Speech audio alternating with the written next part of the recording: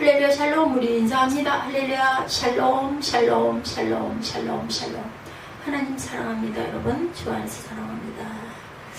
예, 모든 그리스도인들 기도 마칠 때 똑같은 말로 기도를 마치죠. 예수님의 이름으로 기도합니다. 예, 늘 우리는 통로가 예수님이세요. 예수 그리스도. 예수 이름으로 기도를 마치는 것은 중보자 되시죠. 그리고 또 그리스도를 통해 하나님 아버지께 나아갈 수 있는 길이 예전에 구약 때 어떻게 했어요? 성소, 속죄소에 들어가는 게 제사장만 들어갈 수 있었어요. 그죠? 그랬던 거랑 똑같이 그 통로가 예수 그리스도가 되시기 때문이다. 예수는 우리가 하나님께 구하는 것을 내 이름으로 주신다. 이렇게 말씀하셨어요. 요한복음 16장 24절에. 우리는 그리스도 안에서 한 형제가 되고 새로운 생명을 얻었습니다. 근데 오늘 다양성으로 인해 화학과 포용이 강조되는 시대이기도 해요. 요즘이. 그래서 이제 교회 안에서 예수 이름을 떼고 기도를 마치는 교회들이 많이 생겨나고 있다고 합니다. 2021년 1월 조 바이든 대통령 취임식 때 기도를 맡은 흑인 목사는 기도를 마칠 때 In the strong name of our collective faith, 아멘 이랬대요. 우리의 공동신앙의 강력한 이름으로 아멘, 이런 뜻이 된다네요. 의역하자면 다양한 종교의 이름으로 기도드렸다라는 의미가 된다고 합니다. 이거 참 문제죠. 내 이름으로 분명히 성경에 증거되어 있는데 미국 사회 안에 여러 종교와 민족이 모여 살고 있어요. 어느 곳이나 여러 종교와 민족, 근데 여기 크니까 우리 땅처럼 작지 않고, 물론 정치적 행사, 공적인 자리였기에 다양한 종교를 지닌 사람들을 위한 배려였다고 볼 수가 있는데, 드라마 가끔 보면 두 가지를 하죠. 하나님 부처님, 난 그거 차라리 하지 말지 하는 생각이 들어요. 그 사람이 크리스찬이면 어떨까? 크리스찬들 많잖아요. 그죠? 탤런트들도. 근데 꼭 보면은 그게 공정해야 된다 해서 하나님 부처님 이렇게 비는 그런 걸 보면서 그냥 아예 빼지 이런 마음 들더라고요. 그렇지 않다면 알라나 브라만 등 여러 종교의 신에게 드린 기도를 드렸다라고 할 수도 있겠죠. 오래전부터 북미 캐나다 연합교단에서도 종교적인 차이를 만들어내는 분쟁을 줄이기 위해서 기도를 마칠 때 예수 그리스도 이름으로 이것을 빼야 한다는 주장들이 있었다고 합니다. 교단 안에 보수주의 목회자들은 기독교의 정체성에 와해되는 두려움과 위험성을 이야기하고 있습니다. 진보주의적 목회자들이 세상 사람들에게 배려하는 것처럼 보이죠. 공공선이라는 말 여러분들 들어보셨습니까? 사전적 의미로 개인을 포함하는 사회 전체를 위한 선을 의미합니다. 요즘에 또 성소수자들, 그 사람들을 위해서도 뭔가 새롭게 먼저 배려가 있어야 한다, 이런 목소리가 또 신문에 좀 나오는 부분들이 있습니다.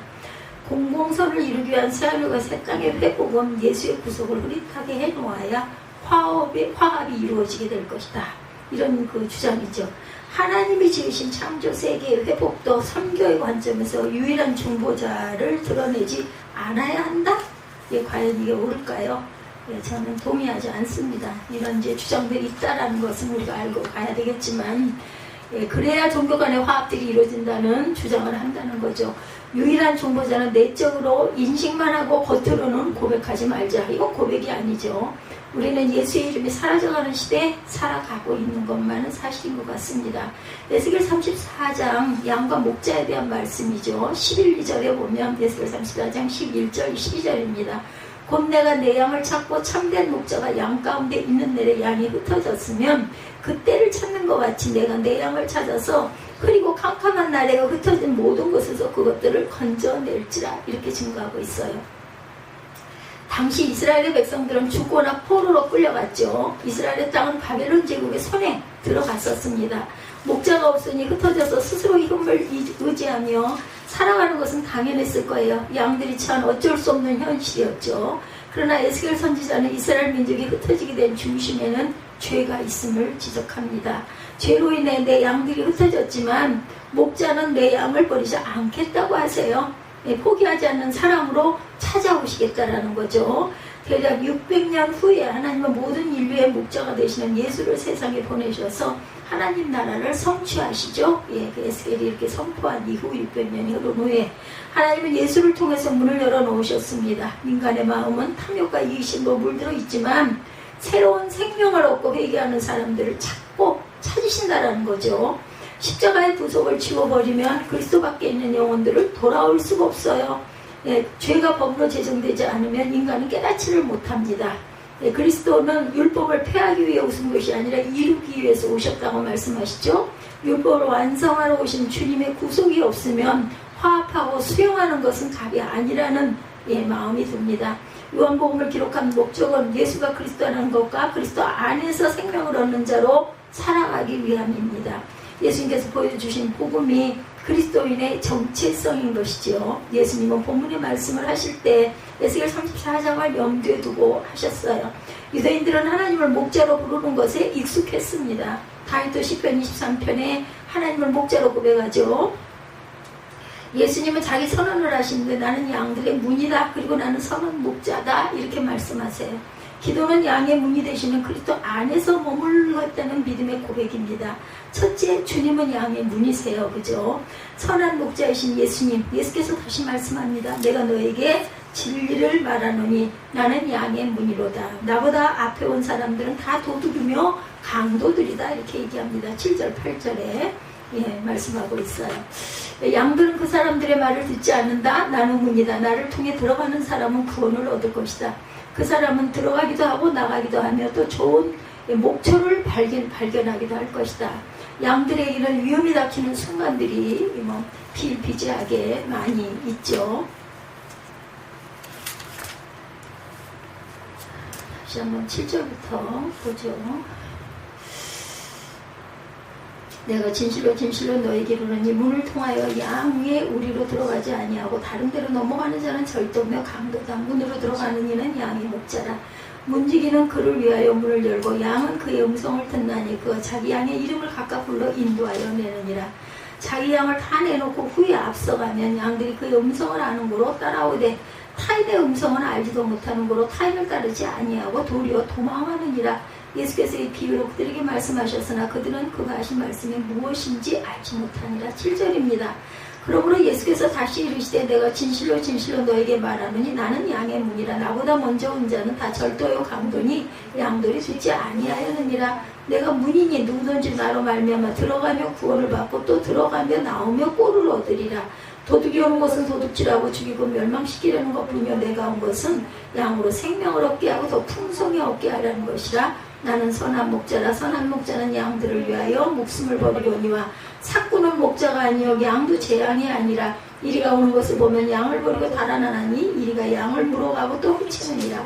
달아나는 것은 그가 삭구니 까닭에 양을 들고자 아니하니니 나는 선한 목자라. 나는 내 양을 알고 양도 나를 아는 것이 아버지께서 나를 아시고 내가 아버지를 아는 것 같으니 나는 양을 위하여 목숨을 버리노라. 15절까지 이렇게 말씀하시죠.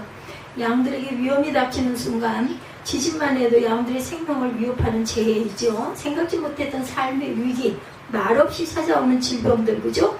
인간관계 상처로 위한 고통 등 생명을 앗아가는 위험이 있는데 주님의 양의 문 앞에서 지키는 목자가 되어주시겠다. 오늘 본문 말씀 내용이 이렇습니다. 주님이 지키시는 양의 문 안으로 들어가는 것은 예수 그리스도를 통해서 은혜로 주시는 새로운 생명을 경험하는 것이다.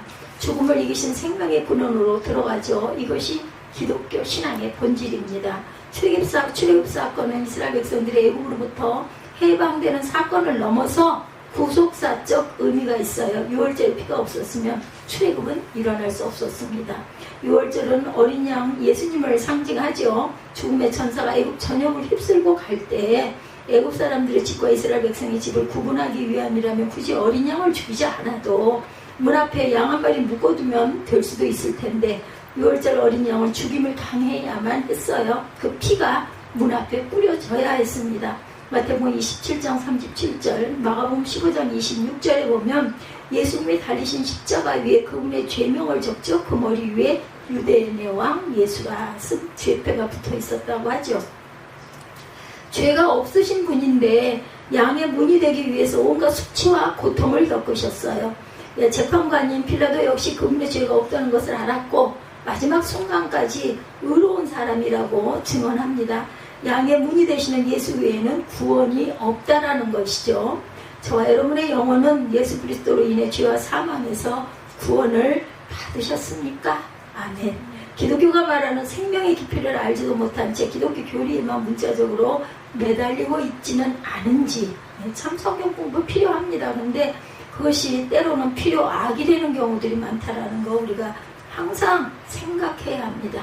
이성적으로 합리적으로 양의 문 안으로 들어갈 수는 없어요. 죄인을 살릴 방법이 이것 외에는 없습니다. 세상에 설정해 놓은 기준으로 들어갈 수 있는 문도 아니죠. 인간의 힘으로 그 문 안으로 들어가는 일은 절대적으로 불가능해요. 오직 그리스도를 주로 믿어서 죄와 죽음으로부터 놓여지는 경험을 해야 되겠다. 예수님의 이름으로 기도하는 것은 어린 양 대신 주님이 대신 죽고 우리를 살리신 하나님의 구원의 은혜에 대한 감사와 감격이 있어야 되는 것이다라는 거예요. 이 생명에 대한 깊은 경험은 오직 주님을 믿는 것입니다. 지금도 내가 다 안다고 생각하게 되면 생명의 진리를 거부하는 것인지도 몰라요. 율법학자나 바리새인들이 다 안다고 생각했기에 주님의 초대를 받지 못했어요. 스스로 알고 있다고 생각하는 것만큼 주님을 거부하는 것도 없어요. 양의 문으로 들어오는 것은 목자가 되시는 예수님에게 우리의 전체 운명을 맡기는 의미라는 것. 믿음이 없는 사람들은 이 사실 절대로 받아들이지 않죠. 양의 문으로 가까이 오지 못하고 목자에게 운명을 맡기지 못하는 것은 우리의 실존이 양이라는 사실을 외면하기 때문이라는 거예요. 온순하거나 의존적으로 보이는 게 싫은 것일 수도 있겠죠. 분명한 주관을 세우고 자기의 뜻대로 살고 싶은 것이 인간의 본성이라서 그렇다는 거죠. 아브라함은 하나님의 말씀에 순종함으로 하나님을 경험합니다. 100세에 얻은 아들은 하나님의 약속의 선물이었어요. 그런데 모리아산에 번제물로 바치라는 말씀은 이성적으로 또한 이해할 수가 없었죠. 대를 이을 독자였는데 아들을 바치라고 요구하는 하나님이 주신 언약을 스스로 파괴하는 것처럼 보였어요. 그런데 성경은 시험이었다 이렇게 기록합니다. 내 자손이 밤하늘의 별들처럼 번성할 것이라 약속에 대한 테스트였다라는 거예요. 그럼에도 시험조차 부당한 요구이고 부조리한 하나님처럼 보이기도 합니다. 모리아산에 올라가는 아브라함의 마음을 직접 겪어보지 못한 사람은 아마 헤아리기도 어려울 거예요. 우리가 짐작은 하죠. 뭐 기가 막힐 거야. 나 같으면 순종 안 했어. 이런 얘기들 많이 하죠. 자신의 아들을 내놓으라는 말에 순종할 사람이 지구상에 얼마나 있을까. 그것도 100세 귀하게 몇 년을 25년이 걸려가지고 기다려서 받은 아들인데 아브라함은 산을 오르는 동안 기도했을 거예요. 하나님께서 어찌 내게 이러실 수 있을까? 너무 가혹한 처사가 아닙니까? 우리도 인생을 살다 보면 닥쳐온 현실을 이런 부분들 때문에 고통받을 때가 있어요. 이해할 수 없을 때도 있습니다. 염려하고 근심할 때가 얼마나 많은지 몰라요. 그렇지만 아브라함이 제단에서 드린 것은 자신의 뜻과 고뇌를 태우는 것이었다라는 것. 아브라함의 순종은 번제단 앞에서 이성적이고 합리적인 판단을 태웠다는. 우리 이성적이고 합리적인 거는 그건 뭐 그렇게 해가지고 무슨 유익이 있다고 이럴 때가 얼마나 많아요. 그죠? 근데 아브라함은 그것을 태웠다는 거예요. 뭘로? 믿음으로. 그죠? 하나님은 이삭을 드리려는 아브라함을 2번이나 부르시며 더 친밀한 경험을 하게 해주십니다. 그렇게 아브라함은 하나님의 다루심을 경험하며 믿음 안에 살아가는 비결을 배우게 되는, 우리는 뭐라 그래요? 죽을 때까지 배우면서 가야 되는 거죠. 하나님의 다루심은 인간의 본성이 제단에서 태워지는 것. 우리의 본성은 어쩔 수가 없어. 속성들이 다 있어요. 그죠? 현대 기독교인들의 기도를 등한히 여기게 된 이유 중에 하나를 꼽자면 하나님에 대한 경험 부족이에요. 우리 사무엘 말 맞다나 하나님이 진짜 살아있는지 난 잘 모르겠어. 이게 솔직한 고백일 수도 있죠. 그리스도의 구원을 묵상하는 일에 쉽게 생각하고 세상을 살아가고 돈과 재력의 지배를 받다 보니 하나님의 경험은 부족해지고 기도할 힘은 잃어버려지게 되는 것이죠. 오늘날 전 세계 인구 숫자가 80억이다 이렇게 추정합니다. 하나님의 은혜의 통치 안에 있는 양들은 과연 얼마나 될까요? 코카콜라를 전 세계적인 브랜드로 키운 로버트 우드러프 회장은 유명한 말을 남겼는데, 나의 꿈은 내 세대의 전 세계 모든 사람에게 코카콜라를 한 잔이라도 맛보게 하는 것이다. 이것이 꿈이라고 합니다. 전 세계 모든 사람들이 코카콜라를 한 잔만이라도 맛봤으면 좋겠다. 또한 그는 훗날 사업 성공의 비결을 물어보는 기자에게 내 혈관 속에 피가 흐르는 것이 아니라 코카콜라가 흐른다 이렇게 대답했다고 합니다. 참 어이없는 대답이죠. 이 사람 피를 다 빼버리고 우리가 콜라를 부어놓으면 살아있을까요? 과연? 우드브로가 우들 어부가 얼마나 자신의 일에 열정과 마음을 쏟았는지, 뭐 미친 거죠. 미치지 않으면 성공을 못한다면서요. 인간의 마음은 죄로 오염되어 있어서 그대로 두면 죄를 향한 방향으로 이끌려 가게 돼 있어요. 하나님의 말씀이 피 속에 흐르게 하는 일은 그리스도 안에서 믿음을 성장시키는 것이, 그것이 양분을 얻는 것이 답이라는 것입니다. 신생아가 처음에는 엄마와의 관계가 형성되어 있지 않아서 경험적으로 엄마를 알지 못한다고 그래요. 엄마 음성도 익숙치가 않습니다. 근데 엄마의 품에서 젖을 먹으면서 모유를 먹으면서 시간이 지날수록 엄마가 부르는 소리와 다른 사람들이 부르는 소리를 구분하게 된다고 합니다. 아이가 엄마 소리에 반응하게 되는 것은 엄마의 음성을 경험적으로 알게 되기 때문이다. 매일 엄마의 모유를 먹고 아기는 엄마를 더 깊이 알아간다. 그렇다면 모유를 먹는 아이가 엄마의 관계가 더 친밀하고 찐득해야 되는데 그런 부분으로는 또 그렇지도 않은 것 같기도 합니다.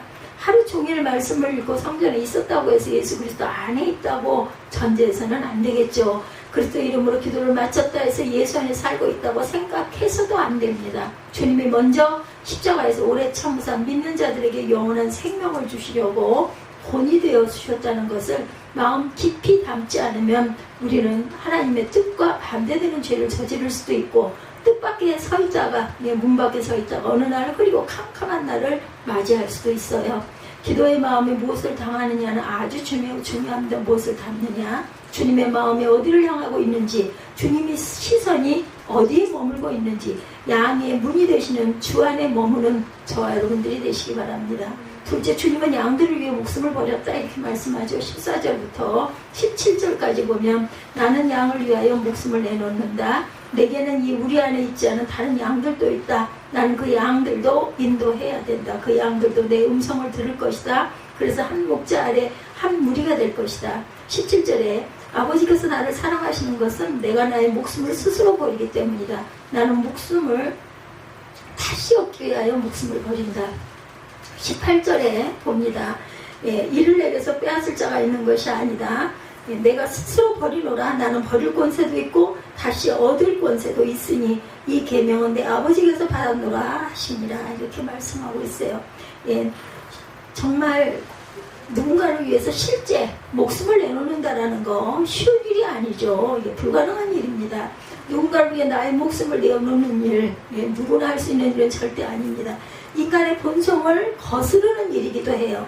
제거하고 싶은 말은 인간은 누구나 사건이 될 수밖에 없는 연약한 존재라는 그러한 사실, 그것을 우리가 알아야 된다는 거죠. 근데 믿음 생활을 오래 하신 분들이 지식은 커졌기 때문에 하나님의 자리에서 누군가를 판단하고 정죄하고 싶은 유혹을 받을 때가 많습니다.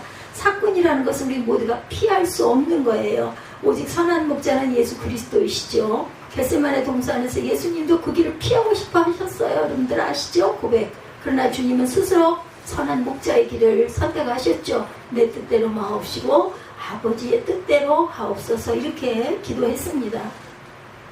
선한 목자가 되셔서 양들의 생명을 풍성하게 얻을 수 있기 때문이다. 양들이 선한 목자가 되어야 생명을 풍성하게 얻을 수 있기 때문에 생명을 주시기 위해서 십자가에 달리셨어요. 주님께서 내가 널 위해 죽었어 라고 하시는 주의 음성이 들려지기를 간절히 소망합니다. 주님께서 내가 널 위해 죽었어, 이 음성이 저와 여러분에게 들려지시기를 소망합니다. 가족을 잃고 형제를 잃고 아파하는 이들도 선한 목자를 만나면 변화가 돼요. 가난한 자도 병든 자도 주님을 만나면 세상이 감당치 못한 인생으로 살아갑니다. 이것이 바로 복음의 능력이죠. 우리는 그런 사람들을 주변에서 많이 봅니다. 양들이 생명을 얻을 수 있는 길은 죄인임을 깨닫고 선한 목자가 되시는 주님을 따라가는 거예요. 세상 속에서 목숨까지 내려놓지 못해도 우리가 할 수 있는 작은 것에서부터 섬기고 희생하며 청지기의 삶을 사는 것, 이것은 할 수가 있잖아요. 문제는 서둘러 죄를 회개하고 안도의 숨을 쉬는 것. 목자를 따르는 일은 서두르는 것이 아니라 날마다 예수 이름으로 용서받는 것이라는 것을 잊지 마십시다. 은혜 받은 사람은 선한 목자가 삶을 지키시고 인도하시며 하나님의 존재를 알리시기 위해 삶 속에서 믿음의 기적을 베풀어주고 계신다라는 것을 아는 사람들이에요. 셋째로 예수의 이름 안에 뭐가 있어요? 풍성한 생명이 있습니다. 내가 온 것은 양으로 생명을 얻게 하고 더 풍성히 얻게 하려 하는 것이다. 10절에 그렇게 증거되어 있죠. 예, 도둑이 온 곳은 도둑질하고 죽여 멸망시키려는 것이요 내가 온 곳은 양으로 생명을 얻게 하고 더 풍성하게 얻게 하려는 것이다 말씀하세요. 풍생초라는 말 여러분들 들어보셨어요? 풍성한 생명으로 초대하는 말을 줄여서 풍생초 이렇게 말한다고 합니다. 주님은 겸손한 마음에 풍성한 생명을 부어주세요. 그래서 우리 마음이 늘 겸손해야 되겠다. 1978년에 시작된 교회 역사 앞에서 우리 모두가 서 있습니다. 우리는 다시 배운다는 마음으로 주일을 맞이하죠. 그리스도의 새 옷을 매일매일 갈아입습니다. 풍성한 생명의 복은 현재 누리게 되는 복, 교회 공동체에서 묵묵히 오랜 시간 헌신의 자리를 지켜오신 분들에게서 그 모습에서 하나님의 형상을 보게 되죠. 기도의 자리를 지키는 성도, 매일 삶의 자리에서 은혜를 구하는 그러한 성도들의 기도가 공동체를 늘 따뜻하게 덮여줍니다. 말씀대로 살아보자고 삶을 고백하는 모임들 가운데 하나님의 일하심을 또한 보게 되고 어려움을 겪고 있는 그런 교우들과 함께 울고 위로하는 성도들을 보며 풍성한 생명이 더 깊어지기도 합니다. 아직 이런 말들이 마음에 와닿지 않는 분들도 계세요. 하나님의 사랑을 경험하기 위해서 주님의 필요해라고 매일 고백하시기 바랍니다. 입술 고백 굉장히 중요합니다. 지체들을 볼 때에도 교회야 사랑해라고 고백해 보시기 바랍니다. 누구를 볼 때도 입술로 직접 안 하더라도 마음속으로라도 나는 당신을 믿음 안에서 사랑합니다 이렇게 고백해 보시기 바랍니다. 무엇보다 풍성한 생명은 목자와 양의 바른 관계 안으로 초대하는 것이라는 것. 예수님은 하나님을 잘 알았어요. 하나님과 아들 예수를 잘 압니다. 양은 그리스도의 장성한 분량에까지 나아가는 것이죠. 존 웨슬리의 그리스도의 완전이라는 설교에 보면 완전이란 용어는 인간의 무지, 실수, 연약함으로부터 완전히 자유롭게 되는 것이 아니라 그리스도 안에 완전이란 마음과 뜻과 생명을 다해 하나님을 사랑하는 삶을 의미한다 이렇게 풀이되어 있습니다. 하나님 앞에 한 사람이 완전한 삶을 살아간다는 것은 인간의 능력, 경험, 지식만으로 가능하지 않아요. 매일 그리스도와 동행하며 완전한 삶을 살아가는 것이다. 하루하루를 제가 가끔 그런 이야기를 합니다. 이보리처럼 저녁 5시 이후가 되면 오늘도 하루를 잘 살았습니다. 이런 고백을 제가 해요. 하나님의 영은 전세계 모든 사람이 호흡하기에 충분한 영이죠. 성령으로부터 흐르는 샘, 이런 그 생수, 거기에서 계속 우리가 보충을 받죠. 주님 안에서 우리는 그 호흡을 온몸으로 느끼고 갑니다. 성령이 아니고서는 누구도 예수를 주라 고백할 수가 없어요. 삶의 주권을 성령께 드려보고 싶지는 않으십니까 여러분들? 성령님께서 우리 교회, 우리 가정과 삶의 자리 가운데 역사하시도록 온전히 나를 내어 드리십시다. 성령께서 삶을 내어 드리면 식었던 사랑도 회복이 되고 형식과 틀에 매여 있던 마음에 알지 못할 숨겨진 하나님의 비밀이 드러나게 될 것입니다. 삶이 불확실하다고 미래가 불투명해서 기도할 수밖에 없는 환경이라면 복된 일이라는 것을 기억하시기 바랍니다. 아브라함도 모리아산을 오르며 고민과 고통이 아마 가득했을 거예요. 제가 몸이 연약해서 할 수 없는 것들이 많아지다 보니 엊그제 계속 비가 엄청나게 온다고 계속 문자가 뜨잖아요. 그 문자가 때로는 우리 마음 잡고 허물어뜨리기도 해요. 그러다 보니까 제가 나도 모르게 운전대를 잡으면서 내리면서 계속 기도하고 있더라고. 하나님 별일 없게 해달라고 계속. 그래서 마음이 깨달은 건 뭐냐면 약할 때 강함이구나. 내가 정말 어쩔 수 없는 연약함이 되다 보니 옷다가 매달려요. 누구한테 아무리 친한 누가 내 옆에 누군가 있다 하더라도 떨어져 있을 때는 영신 하나님께 기도할 수밖에 없는 거죠. 옆에서 나를 도와줄 사람이 아무도 없는데. 재밌는 얘기를 했습니다. 어저께 돌아왔는데 돌아와서 한 5분 10분쯤 지나니까 막 비가 막 쏟아져요. 갈 때도 비가 보슬비만 조금 오고 말았거든요. 그랬더니 아들아이가 그 얘기 하더라고. 비가 엄청 많이 와. 그래서 하나님이 나를 지키셨어. 그랬더니 그래. 어떻게 갈 때 올 때 한 번도 비를 그렇게 만나질 않았어? 그런 얘기를 했었어. 마음속으로. 하나님 내가 증거하기를 원하시고 기뻐하시겠다 하는 마음을 먹었습니다. 내가 능력이 있으면요, 내가 잘하면 그런 마음이, 젊을 때는 그런 마음들이 많이 오질 않는데 젊은이들이 만약에 하나님께 그렇게 의지를 하면 얼마나 큰 축복일까 이런 생각을 했습니다. 주님의 마음을 향하고 있는 어려움을 겪고 있는 슬퍼하는 이들에게 마음을 두시고 그 마음으로 함께 마음으로라도 기도하고 염려해 주시는 저와 여러분 되시기 바랍니다. 당신의 사랑을 통해 잃어버린 양떼들이 선한 목자 되시는 주의 문으로 들어오게 될 것입니다. 예, 한 주 한 주 무너진 삶의 자리에서 고통받는 이들에게 주님의 손과 발이 되시는 저와 여러분들이 되시기를 주님의 이름으로 축복합니다.